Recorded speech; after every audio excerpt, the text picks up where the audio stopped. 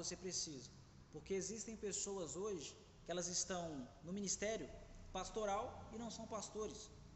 Foram ungidas como pastores e não são. Tem pessoas que foram chamadas para ser evangelista e não é. É um atraso do seu ministério, porque é como se fosse o cérebro querendo fazer a função do coração. Vai dar certo? Não vai dar certo. Vai dar tudo errado, vai estragar o corpo completamente. E existem pessoas assim.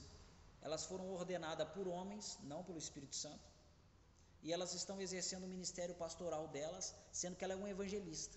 O evangelista quer ganhar as multidões, ele quer ir para os lugares e tocar as pessoas ser curadas, ser batizadas, ser demônios ser expulsos.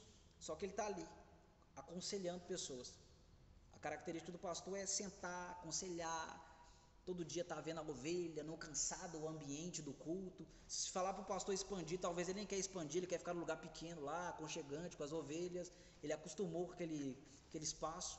Agora, se um evangelista está fazendo a função de pastor, ele vai acabar com o ministério dele, porque o evangelista não é para cuidar de almas, o evangelista é para buscar os perdidos, para tocar as almas, não para cuidar delas. Para cuidar tem o pastor. Então o evangelista ataca e o pastor defende. É como se fosse um time de futebol. O evangelista é o atacante, o pastor é o zagueiro ali junto com o goleiro, entende?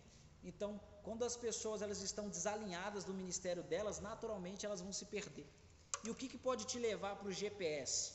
Te reprogramar ao destino? A oração em línguas. Porque em Romanos 8:26 Paulo disse que da mesma maneira o Espírito nos ajuda em nossas fraquezas. Não sabemos orar como convém, mas o próprio Espírito intercede por nós com gemidos inexprimíveis. Aquele que sonda os corações sabe qual é a mente do Espírito, porque intercede pelos santos segundo a vontade de Deus. Então, quando eu estou orando em línguas, eu estou orando a vontade de Deus para a minha vida. Todas as ações, todas as áreas da minha vida está sendo programada da forma que Deus estabeleceu. Aí eu quero ser um dono de empresa e Deus me chamou para ser um pastor. Estou orando em línguas, a minha empresa ela vai falir. Que isso, Alexandre? Vai acontecer isso, porque é o Espírito Santo que está direcionando a sua vida agora. Você permitiu que o volante do carro não seja mais você no controle, mas o Espírito Santo. Então eu tenho uma empresa e está tudo bem, glória a Deus, eu quero ser um empresário. Vai orar em línguas, a empresa vai falir e o Espírito Santo vai começar a gerar em você um desejo por almas. Você vai na igreja, o fulano não vai, você liga para ele, mas o fulano, por que você não foi na igreja? Vai começar a gerar um cuidado maior pela ovelha. Aí você quer ir na casa dela, levar ela para a igreja. Não, você não vai faltar não, você vai na igreja.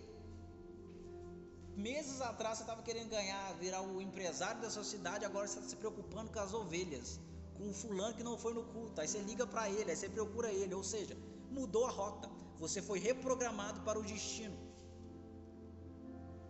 Tem pessoas que querem ser apóstolo, querem ganhar as multidões, e Jesus chamou ele para ser um mestre, para ensinar.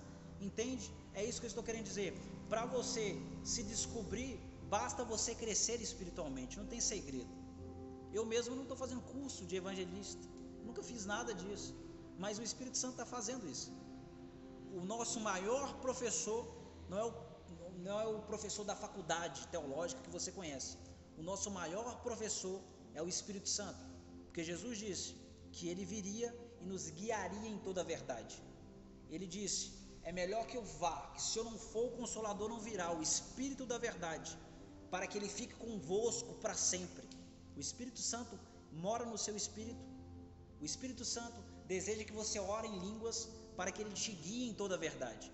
O ensino da prática da oração em línguas não é ensinado na igreja. As pessoas talvez elas estão ouvindo isso e elas acham um pouco confuso. O que tem a ver oração em línguas com viver a vontade de Deus? É porque quando eu estou orando não é minha alma.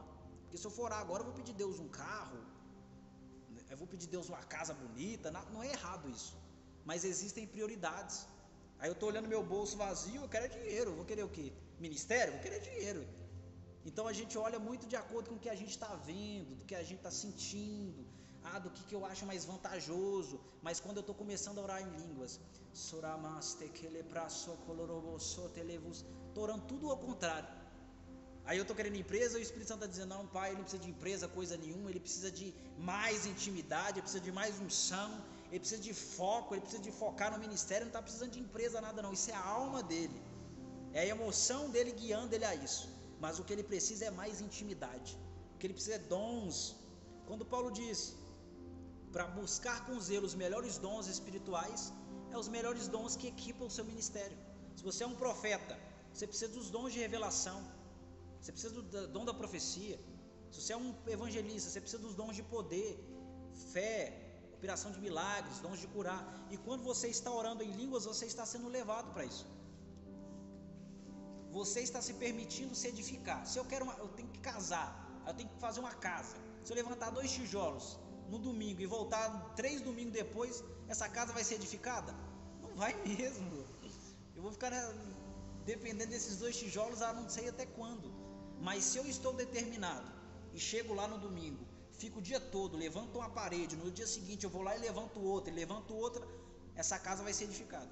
E é isso que Paulo está dizendo. Se você orar em línguas, você se edifica, você se constrói.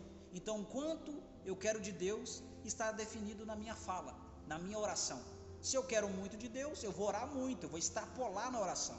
Se eu quero pouco de Deus, eu vou orar pouco. E será que por causa disso que o ministério de Paulo foi tão grande assim? Porque em 1 Coríntios, capítulo 14, de verso 18, ele diz: eu dou graças ao meu Deus, porque eu falo em línguas mais do que todos vocês.